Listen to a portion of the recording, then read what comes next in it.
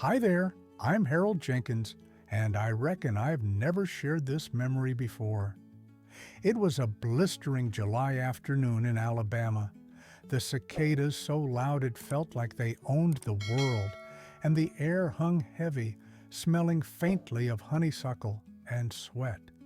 I can still catch a whiff of that sweetness cutting through the heat, and it drags me right back to the day everything changed for me at Willow Pines Care Center. I was 76 then, a retired railroad engineer raised in the hollers of Kentucky by a coal miner father who taught me the value of hard work, respect, and never letting folks talk you down. I remember leaning against the chipped paint of the porch railing, the sun baking my shoulders, when the melody of an old Elvis tune drifted in from someone's radio inside. In that moment, a flood of memories washed over me. The taste of my late wife Margaret's sweet tea on our back porch, the creak of our front gate swinging open on early autumn mornings, the sound of my grandson Alex laughing as he chased fireflies across the yard. That song cracked open something I'd tried to lock away for the sake of my pride.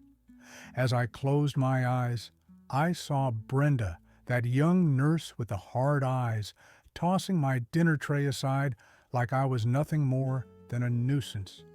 I saw Miss Bailey straightening her apron and sighing, whispering to the head doctor that I was delusional, that I had lost my mind. Those faces flickered behind my eyelids, and I felt a knot of anger and sorrow settle in my chest. If you're finding this story worth your time, you might tap that like button or leave a comment. Just helps an old fellow feel heard. That afternoon, I leaned back and told myself, Harold, you're better than letting them push you around. I'd spent my life fixing engines and calculating schedules, and I knew how to plan. Over the next 2 months, I kept a diary by lamplight, scrawling every instance of neglect, nights when my medications were skipped or swapped, mornings when they blocked my calls home, those whispered jabs about my mind slipping away. Each entry was like a promise to myself that I wouldn't disappear without a fight. I convinced my grandson Alex to sneak in a radio clock, told him I wanted to listen to Elvis every morning, when really I'd ordered a tiny camera online and stashed it inside that clock. I studied their routines, noting the exact moments they thought no one was watching. I marked the hours when Wendy from housekeeping rolled her cart past my door without so much as a glance, and the times Brenda stormed in at midnight, muttering about that stubborn old man. I scribbled down every scowl, every dismissive remark, each moment they treated me like I was nothing. All the while, the summer sun baked my resolve until it shone as bright as the porch I sat on. Sitting here now on this same weathered porch swing, I can feel that old weight on my shoulders again. I can almost see the streetlights outside my room flickering on as I pressed record for the first time. My heart pounded so loud I thought the whole wing would hear it, but I held steady, telling myself that every tremor brought me closer to the truth. And I needed that truth to see the world as it really was, with people hiding cruelty behind polished smiles. I still carry that memory in my chest like a smooth stone that won't let me forget. I share it with you now because I believe you deserve to know what happens beyond those doors and pleasant greetings. Stick with me, friend, because this tale is only beginning. There's more coming that'll make you question everything you think you know about care and compassion, and I promise you, it's a ride worth taking. I never expected a moment in that place to feel so alive. But it happened the afternoon I first met Mr. Raymond, my roommate at Willow Pines Care Center, and everything shifted in my mind. I was sitting in my faded armchair by the window, watching the late afternoon sun stretch long shadows across the linoleum floor, when the door creaked open and in shuffled this spry old fellow, leaning on a worn leather cane that looked like it had stories of its own. He wore a faded army cap, one of those proud caps you see on veterans, embroidered with the words 101st Airborne, and for a split second, my heart skipped a beat because, well, I had been in that outfit myself back in '68, running through rice paddies and wondering if I'd ever see home again. He glanced at me with bright blue eyes and tipped his cap and said, "Afternoon, engineer," as if he knew who I was, and I thought my chest might burst with surprise. I mumbled back a greeting, but inside I was wrestling a swirl of emotions: curiosity, nostalgia, a pinch of disbelief. Why would a total stranger know I'd been an engineer on the rails? Before I could ask, he settled into the chair opposite me and began talking about his daughter's hospital visits, how the sheets at this place felt colder than the trenches he'd dug overseas, how some nights he woke up hearing mortar fire in his dreams. His voice carried a gentle tremor, but every word was clear, like he was reliving it all with me. I felt my own breath hitch, because memories I'd shoved down deep were suddenly resurfacing. The roar of the locomotive engine, the stinging heat of a July sun on the tracks, the ghostly whistle echoing under the trestle. I realized in that instant that Mr. Raymond wasn't just a random roommate. He was a fellow witness to life's fiercest trials, and maybe, just maybe, a kindred spirit who understood the weight of unspoken suffering.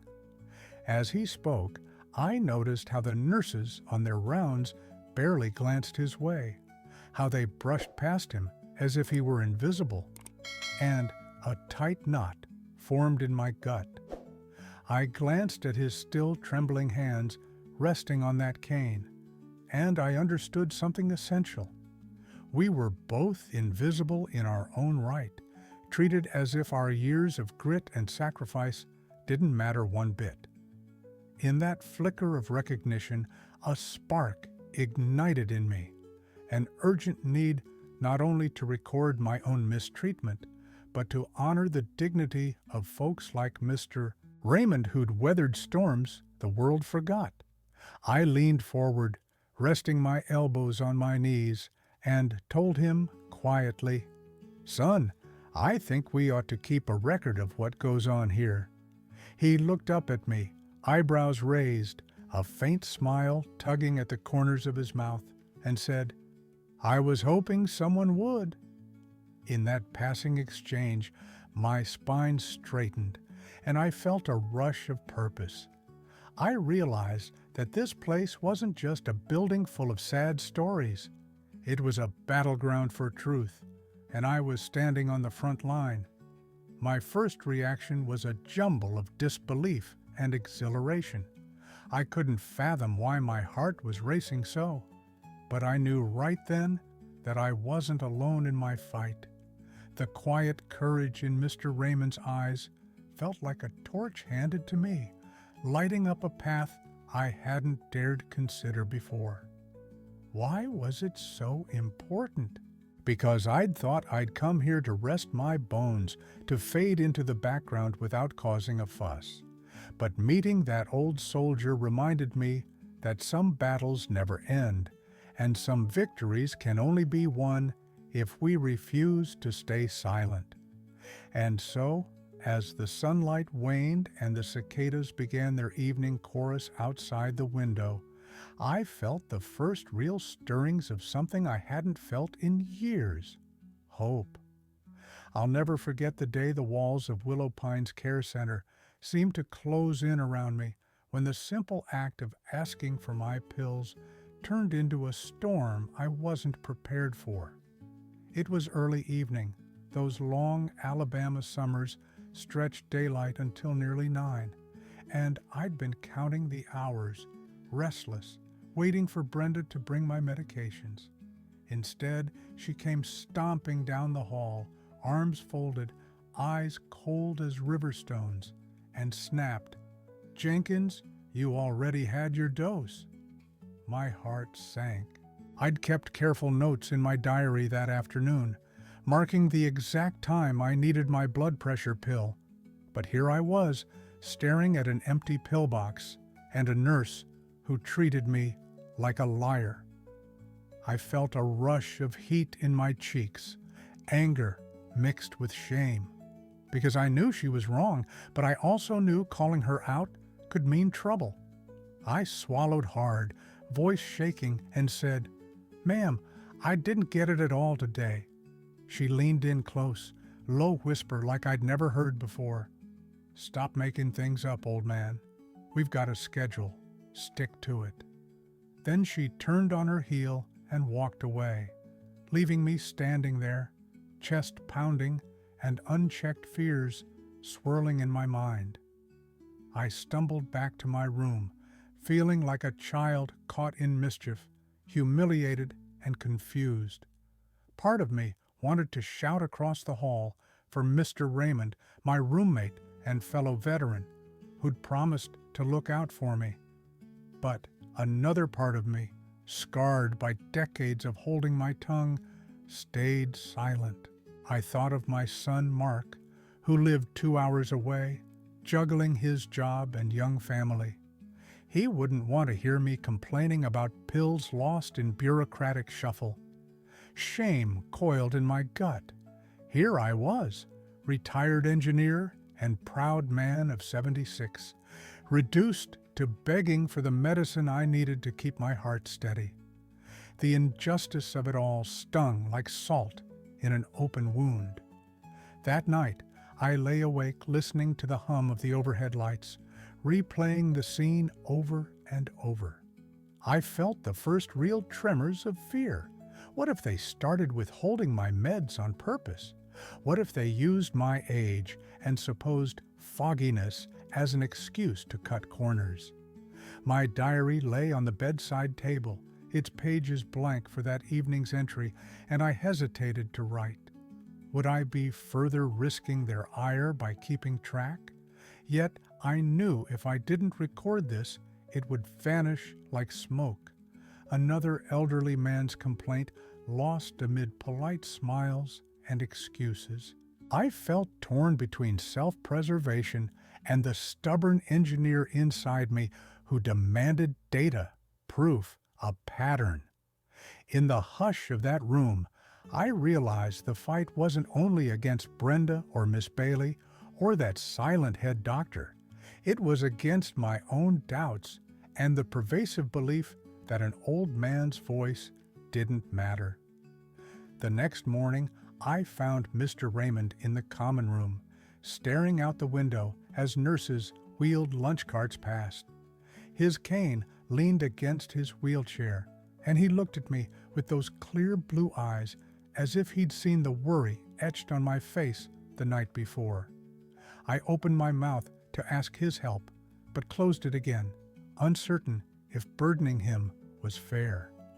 After a moment, he wheeled closer and said, "Harold, you did the right thing telling her. Nobody should be held back by age or forgetfulness."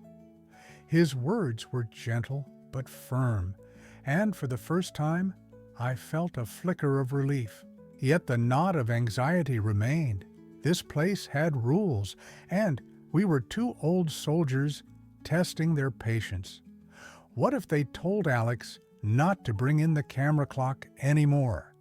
What if they noticed my diary and accused me of breaching privacy? I felt an ache of helplessness mixed with rage. I'd spent a lifetime building things that lasted, but here I couldn't even safeguard my right to basic care. By noon, the tension had thickened. Brenda passed my room and shot me a glare richer than molasses while Miss Bailey hovered in the doorway, clipboard in hand, pretending to jot notes. I clenched my fists, knuckles white, and wondered how far they'd push me before I broke. Deep down, though, I knew breaking wasn't an option. My son believed I'd be safe here. My grandson Alex counted on me to keep the story going. And Mr. Raymond, well, he needed someone to stand up for him too. So I forced myself to breathe steady, opened my diary, and wrote down every detail of that morning's confrontation. Date, time, words exchanged, names of witnesses. I let the pen flow until the blank page was a testament to my resolve. My hands trembled, but I felt a strange comfort. I was no longer just a victim. I was a chronicler of truth, and even though the first obstacles were painful, anger, fear, shame, disbelief, I knew this was the only way forward. Tonight, I thought, I'll sleep heavy, but I'll sleep with purpose. I remember the night everything broke loose, as though time itself had paused. It was nearly midnight when I slipped out of bed and crept to the radio clock camera, heart thundering in my ears like a steam engine charging down the tracks. I'd been waiting for weeks, counting each skipped dose, every cold glance, every whispered, "He's losing it," behind my back, and I knew tonight might offer the proof I needed. The hallway was lit only by a single bulb that flickered as Brenda stomped by, scowling beneath her cap. I pressed record. A moment later, the door to my room swung open with a crash, and there she stood, face twisted in impatience, glaring as if I'd personally offended her. "Jenkins, time for your meds," she snapped. But I'd already taken mine hours ago. When I tried to remind her, she grabbed my arm roughly, hard enough to leave a red mark, and barked, "Stop being difficult." I felt the blood rush from my head, a ringing roar in my ears. In that instant, everything slowed.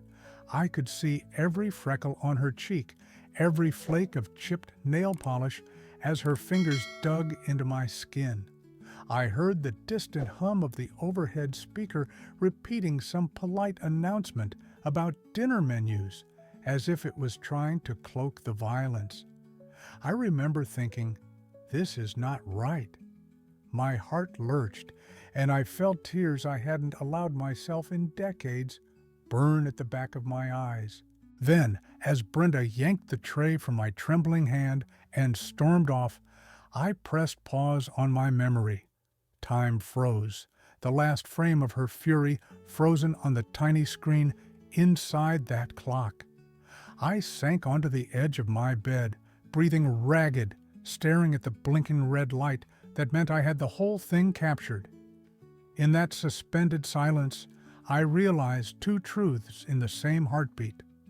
One, that I was no longer just an old man at the mercy of a crooked system, and two, that I was about to set something much larger in motion. I had seen cruelty before, in the rice paddies, in the hospitals, but this felt crueler because it was cloaked in a smile and a promise of care. I pressed play again, watching Brenda's anger and the cold indifference of Miss Bailey, who peeked in just long enough to nod in approval, while the head doctor loitered in the shadows, pretending to clean his clipboard. I felt my chest tighten until it hurt, but I also felt a surge of ice-cold determination. I reached for my diary, flipped to the page marked with that night's date, and wrote a single word: expose. I didn't falter, I didn't weep. I only wrote, expose. I knew I had to send the footage to someone who could make them answer for their actions, someone beyond these walls of Willow Pines. I thought of Alex, my grandson, and how proud he'd be to see me stand up, even if it scared him. I thought of poor Mr. Raymond, who, only hours before, had coughed himself into a fever when his pills were withheld. He had collapsed in the day room, and the staff had fussed with ice packs while brushing it off as old age. That memory burned inside me now. In a single, perfect moment of clarity, I understood that this wasn't just my fight. It was theirs. It was for every veteran, every widow, every lonely soul who'd been told they were past their prime or past their use. I filed the video onto the flash drive Alex would sneak out the next morning, sealed it in an envelope with my diary, and slid it beneath the mattress. As I lay back down, breath slow and steady, I felt like a man strapped to a rocket, moments away from launching truth into the sky. My mind replayed Brenda's glare, the bruise blooming on my arm, the unrepentant nod of the head doctor, images that would haunt me, yes, but also arm me with undeniable proof. When I closed my eyes, I wasn't frightened. I was alive with purpose. I knew from that split second on, I could never go back to being the quiet old fellow on the porch. I was the man who stopped the clock and showed the world what lurked behind the smile, and nothing would ever be the same. I spent the weeks after the flash drive, left my hands in a strange kind of silence, as if the world had held its breath and then slowly exhaled without me. After Alex slipped that envelope to the reporter and the cameras rolled in to expose Willow Pines Care Center for what it truly was, everything changed, outside at least. The state inspectors shut the place down. Brenda and Miss Bailey lost their licenses, and the head doctor was forced to answer questions he'd ignored for months. On the surface, it felt like victory, but inside me, there was an emptiness that no amount of justice could fill. I moved in with my son Mark and his little family 2 towns over, swapping the dusty porch swing at Willow Pines for a hammock in their backyard. But the swing's creaks still echo in my mind, a reminder of battles fought and friends lost along the way. Some nights I'd slip outside after dinner, pull that hammock into the moonlight, and just listen to the crickets, trying to chase away the memories of cold fluorescent lights and whispered betrayals. I'd stare at my hands, once steady enough to fix a locomotive's engine, now trembling when I thought of all the times I'd been ignored or dismissed. The diary I carried under my mattress sat on the shelf next to my bedside lamp, its pages still heavy with ink, but I rarely opened it. The words felt too raw, too tender, like reaching into an old wound I wasn't sure how to heal. My faith in people wobbled. I'd believed in decency, in the kindness of strangers, in a system that promised to protect its elders. Now I knew better. Promises can be paper thin and kindness too easily forgotten when it's inconvenient. And yet, in the same breath, I found a flicker of something new. Purpose, perhaps, or a quiet determination to hold fast to truth. Some mornings, Alex would knock on my door with a grin, ask me to come watch the sunrise over the lake, and, for a moment, I could be the grandfather he remembered, joking about how the fish have grown lazy and how I'd taught his grandmother to dance beside that water. But the moment would pass, and I'd remember the way my phone vibrated with messages about court dates and interviews, how the reporter called me a hero when I felt more like a man who'd simply done what needed doing. Grief settled over me in waves. I mourned my own innocence, the idea that the world would look out for those who gave their best years to it. I mourned Mr. Raymond, who passed away before the results came in, his frail body worn out by fever and fear. I still think of him in quiet moments, his blue eyes shining with gratitude when I promised I wouldn't let our stories die. It was that promise that drove me forward, even when the nights felt too cold and the silence too loud. My son's house feels warm, but sometimes I linger in the hallway, listening for the sound of Brenda's scolding voice or the scrape of a food tray on tile, as if I'm waiting for the nightmare to start again. Then I remind myself, it's over. The world saw the truth, but knowing it in my head doesn't always ease the ache in my chest. Slowly, I've begun to trust again, first in my own strength, then in the small kindnesses around me. A neighbor's wave, a church group bringing by casseroles, Alex slipping me a note that says, "Proud of you, Grandpa." I still carry that smooth pebble in my pocket, the one I picked off the path at Willow Pines the day I pressed record for the first time, because it feels like a talisman, a token of the moment I decided I was worth fighting for. And so, in the aftermath of the storm, I'm learning to breathe new air, to believe that compassion exists even after cruelty. My faith in people is cautious, like a sapling poking through the soil after a hard frost. But it's growing. I've found new purpose in speaking out for others, writing letters, sharing my story so that no other elderly soul feels as invisible and powerless as I once did. The world has changed, and so have I. I am no longer just an old man on a porch. I am someone who refuses to be forgotten. And though the silence can be heavy, I've learned that in its stillness, I can hear the whisper of hope, reminding me that every life, no matter how long or short, deserves to be seen and heard. I came to realize one quiet morning, as the first pale light stretched across the backyard hammock where I'd fallen asleep watching the dawn, that the battle had already been won, not by courts or cameras, but by something deeper inside me. For months I'd carried the weight of what happened at Willow Pines like a stone in my pocket, an ache in my bones that no amount of justice or public outcry could fully lift. I'd kept my diary sealed, my camera footage locked away, replaying memories of bruised arms and cold smiles until they felt like chains around my heart. But on that morning, I woke with a clarity that surprised me.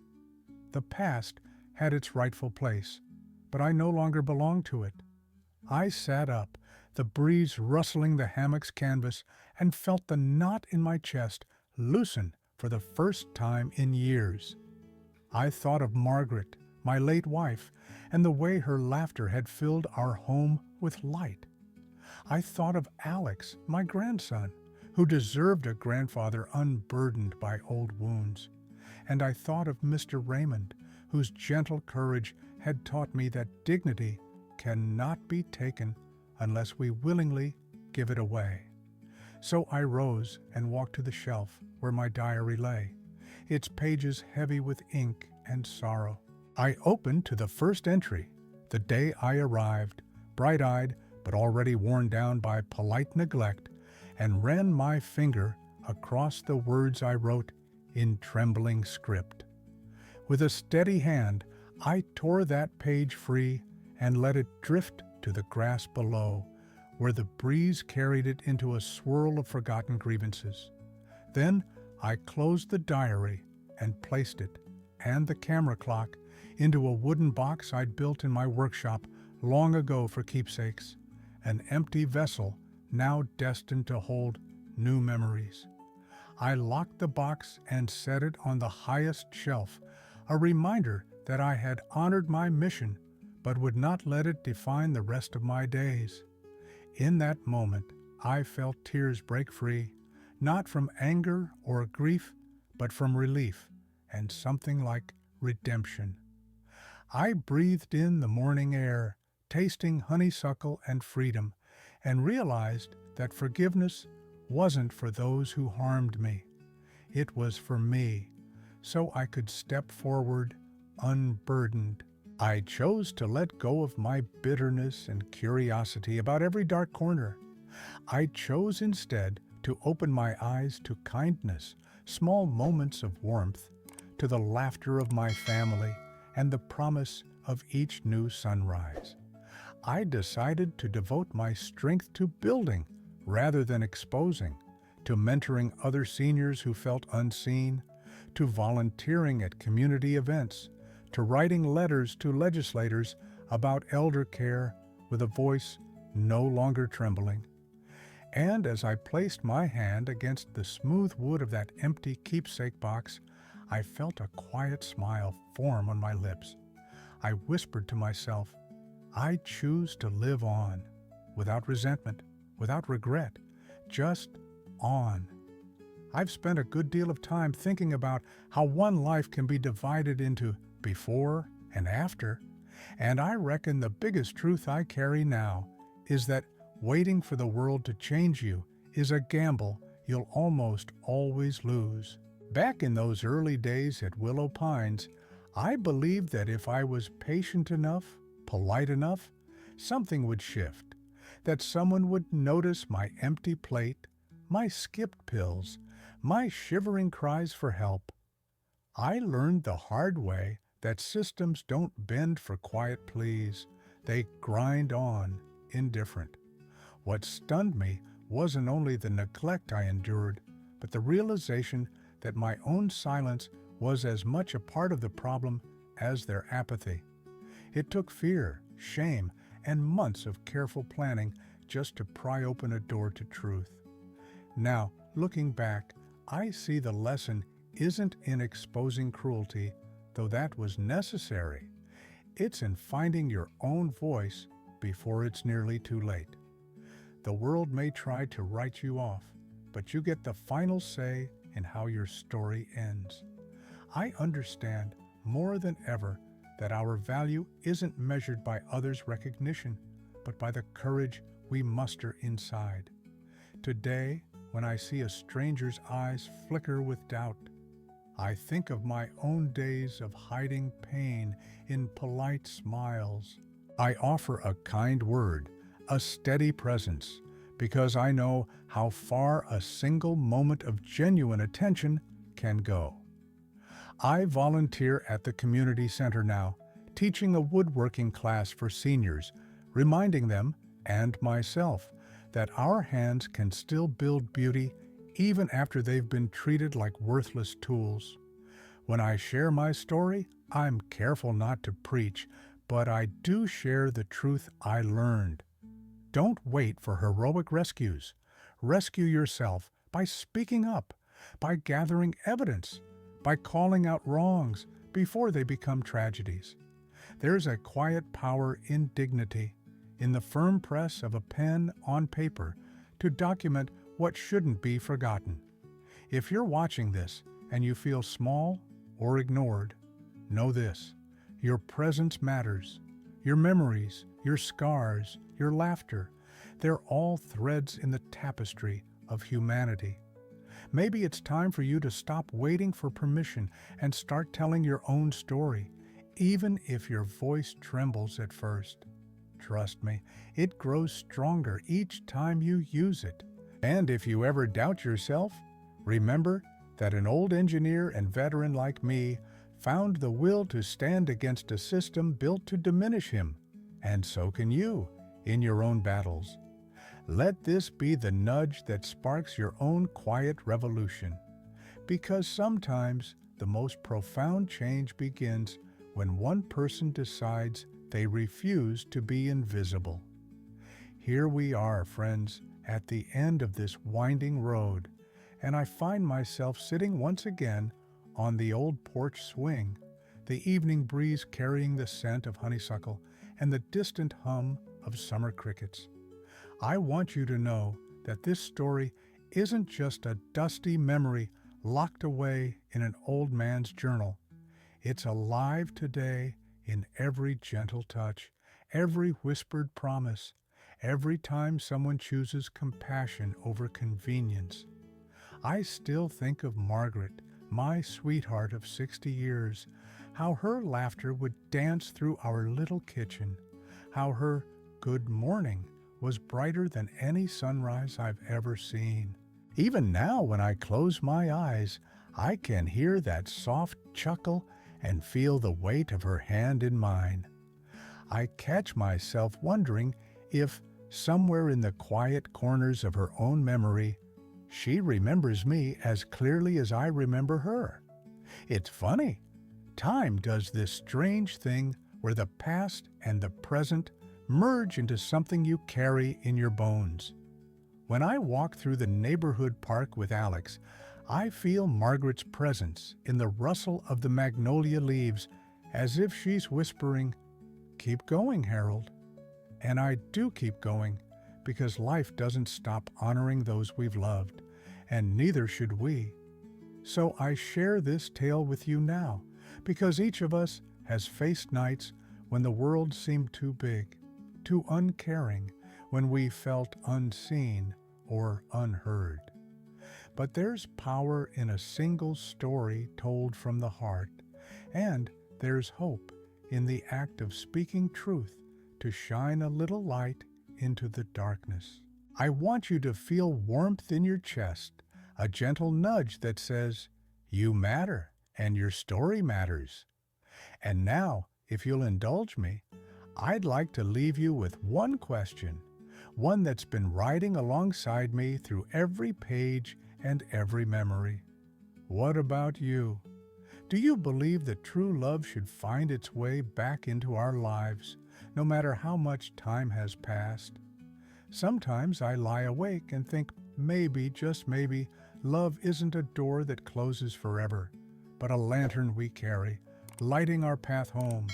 And sometimes, in the hush between heartbeats, I swear I feel Margaret's hand brushing my shoulder, guiding me forward. I hope this tale lingers with you, that it sparks a memory or lights a hope you thought long forgotten. Because, my friends, life isn't only about the battles we fight.